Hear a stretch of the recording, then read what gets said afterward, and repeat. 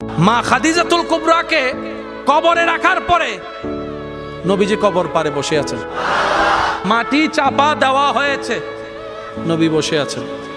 সাহাবায়ে কেরাম বলে, ইয়া রাসূলুল্লাহ, অনেকক্ষণ হয়েছে, এবার আসেন ঘরে। নবী বলছেন, ও আমার সাহাবা, যিনি শুয়ে আছেন উনি আমার দুঃখের দিনের বন্ধু, আমার অসহায় সময়ের মধ্যে উনি সহায় হয়ে পাশে দাঁড়িয়েছেন। সবাই যখন আমার উপর আঘাত করছে, এই আঘাতের রক্তটা উনি মুছিয়ে দিয়েছেন, উনি আমার জন্য একটা শক্তি হয়ে দাঁড়িয়েছেন। আমার খাদিজা, আমার স্ত্রী, তোমাদের উম্মাহাতুল মুমিনিন। ইয়া রাসূলুল্লাহ, একটু ঘরে আসেন। নবী বললেন, একটু পরেই ওনার কবরে ফেরেশতা আসবে প্রশ্ন করার জন্য।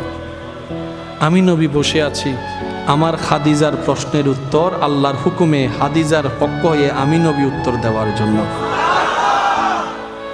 পৃথিবীর সমস্ত ভালোবাসার বন্ধনকে পিছনে ফেলে আপনার আমার নবীর জীবনীকে একটু খেয়াল করে দেখেন, সমস্ত রোমান্টিকতার হাই রোমান্টিকতা আমার নবীর জীবনের মধ্যে আছে।